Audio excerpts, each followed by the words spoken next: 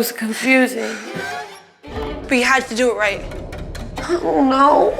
I lost control with the brick.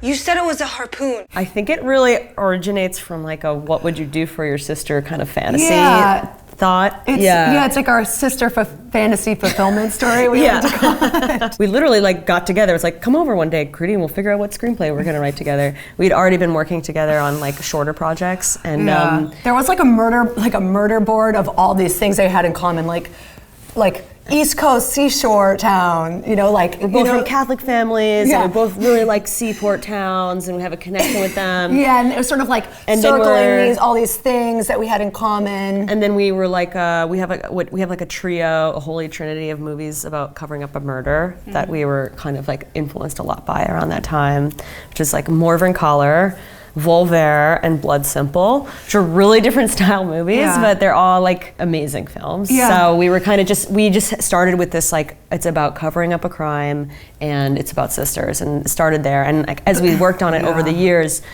we really started adding layers of meaning with the older generation.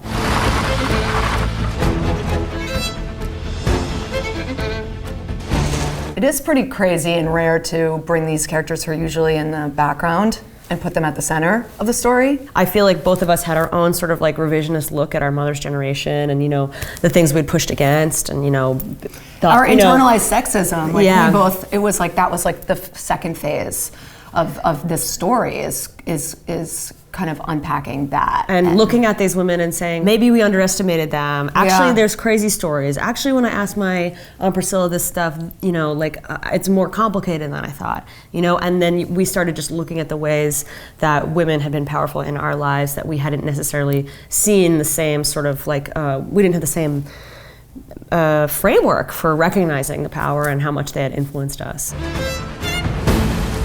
A lot of people underestimate women. That's why they can get away with a lot.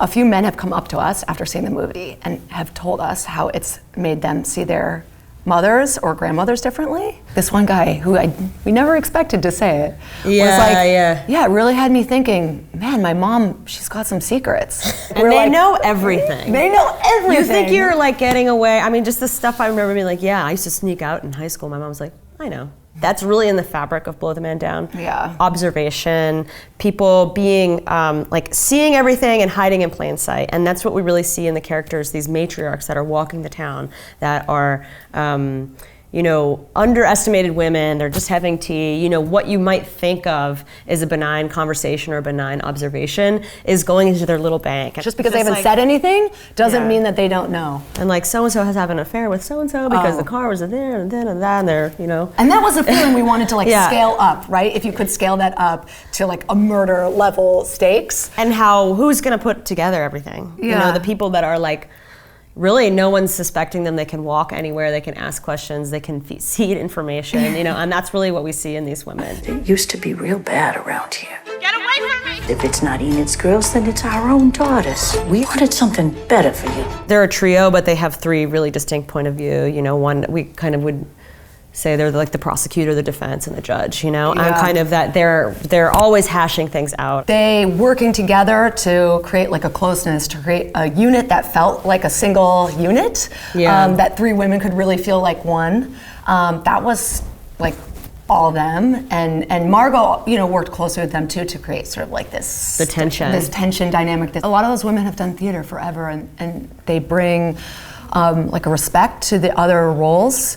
And I think that is also where the collaboration, just like working together to like find the scene together and help each other have like amazing performances. And this was a story we were just talking about last night, which is when we did that night shoot and it was like 6 degrees or something like crazy. It was 9 degrees. Yeah, they like all decided, they all said yes to it, knowing how cold it was going to be, knowing that they really wanted to like be there for each other and like help Margo get her scene. Even when they weren't on camera, they were there acting with the other one to that's something that's coming through for your other actors, like being there in the cold to give them the performance so that they can really shine. The upside is there's like a lot of like foggy breath that adds an element to it. You don't for have to sure. add that in post. We do not have to ever add that in post.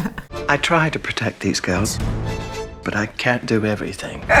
Do you have a favorite Margo Martindale project? She's been in so many movies that you've taken her for granted, you know? Yeah. In those early movies where she played like a mom or a wife or a neighbor. Yeah, yeah. And she's so solid, and so going back and you're kind of like, woman, respect. August Osage County might be one of my favorites.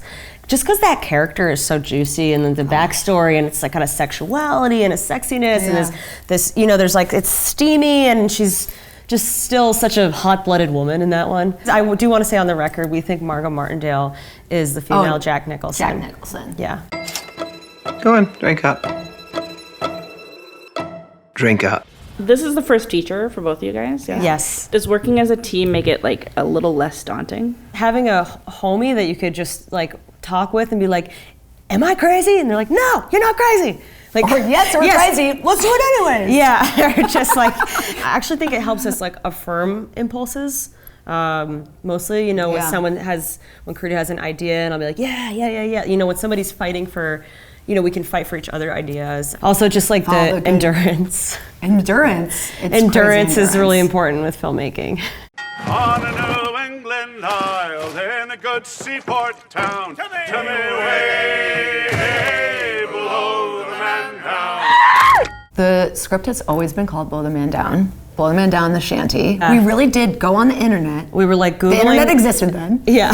And we listened to shanties. Yeah, we were playing all these shanties, and like pretty early on we fell in love with Blow the Man Down and Blood Red Roses as these like two incredible songs. And I think Blow the Man Down, the double meaning for the script was really nice too. Yeah. So we really early on knew we wanted to have like an opening kind of chorus sea shanty thing. Getting those shanties on camera was like our Moby Dick. Like literally we you know, singers dropped out, people, you know, we were gonna do it one way, and then actors, literally all the snow melted. You know, eventually we found David Coffin, which what he's the happened singer was who this- sings the sea shanties. Yeah. And he is, he's from Gloucester, and we found him on the internet. And he's a stuff shanty and- expert. Yeah, So he knows that it's like, they need to, he was like, the shanties need to be unpolished and raw, and he didn't want everyone to rehearse. He wanted them to just feel off the cuff and in the moment. And he brought in these amazing shanty singers that had just so much character. He's not an actor, he's not a professional singer, he's a sea shanty expert, he's a maritime educator. So he goes to schools and like teaches about like sea shanties and maritime history and stuff. And he's just a killer performer. So what are we gonna do now? Should have just called the police. Practical skills learned in the movie. Do you know how to fillet and bone a fish? Did you learn? And then do you know how to fit a body in a cooler? Oh, okay. I would like, The fish, like Sophie learned really well. Sophie did. She went to a restaurant and worked with a woman to learn how to Filet and bone a fish. Yes. I've like been taught as a kid and then forgotten, and I kind of. And I've been taught as a kid how to stuff a body in a cooler, but that was. Okay, the body in the cooler is our producer, is a body double.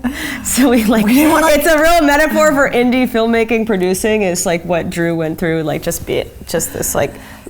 Just like letting the shoved shove and him jammed, and it was freezing, and he was so cold, and so it doesn't fit. That's the end of it. That's a conclusion. What do you know about the Connolly sisters? Real nice girls. Sure about that?